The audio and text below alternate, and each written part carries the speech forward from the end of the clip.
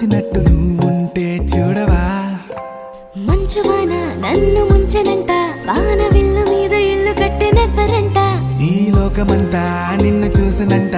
ఏ దిష్టి నిన్ను తాకకుండా ఇంటిలోనే దాచుకుంటా రంగు రంగు తారలన్నీ తొంగి తొంగి ఒక్కసారి చూస్తున్నా ఏంటిలా ఆ పైన లేని వెన్నెలంత నేల మీదకొచ్చినట్టు నువ్వు